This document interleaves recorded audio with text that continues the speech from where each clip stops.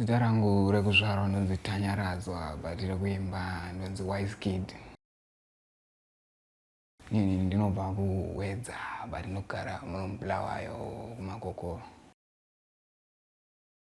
Friend yangu Stakila ndo yakandizivisa panapa kuti pane studio and stuff. Song yangu ndiye kuti nini everyday life yangu ndongomuka ndichienda kutown noasela. So that's why I'm a professional dealer. So everyday life panomuka ndichiita my works. That's the meaning of my song. The one you name Wyz Kiddy. Shamwari muka kasha. Muka.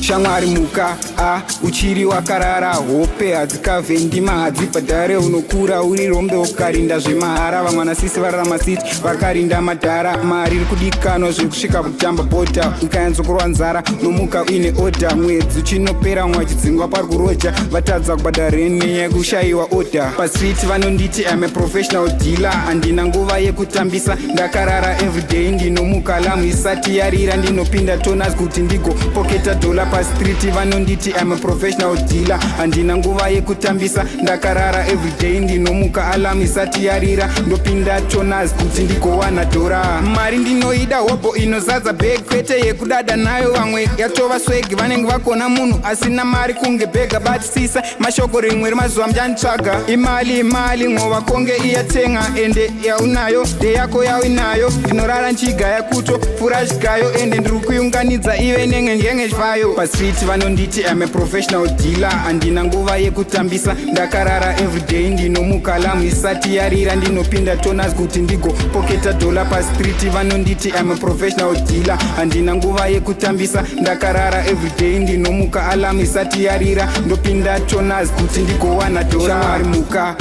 uchiri wakarara. Hope hadzikavhendima hadzibhadhare. Unokura uri rombe ukarinda zvemahara. Vamwana sisi vararama siti vakarinda madhara. Mari iri kudikanwa zvekusvika kutamba bhodha. Ukayanzokurwa nzara nomuka uine oda. Mwedzi uchinopera mumwe achidzingwa pari kuroja. Vatadza kubhadhara nenyaya yekushayiwa oda. Pastreet vanonditi I'm a professional dealer. Handina nguva yekutambisa ndakarara everyday. Ndinomuka alamu isati yarira. Ndinopinda toners kuti ndigo poketa dola. Pastreet vanonditi I'm a professional dealer. Handina nguva yekutambisa ndakarara everyday. Ndinomuka alamu isati yarira. Ndopinda toners kuti ndigowana dora. Mari ndinoida hobo inozadza bag. Kwete yekudada nayo vamwe yatova swag. Vanenge vakona munhu asina mari kunge bega batisisa. Mashoko rimwe remazuva mchanditsvaga. Imali ngova konge iyatenga. Ende yaunayo ndeyako yauinayo. Ndinorara nchigaya kuto pfura chigayo. Ende ndiri kuiunganidza ive nenge chivayo. Pastreet vanonditi I'm a professional dealer. Handina nguva yekutambisa ndakarara everyday. Ndinomuka alamu isati yarira. Ndinopinda toners kuti ndigo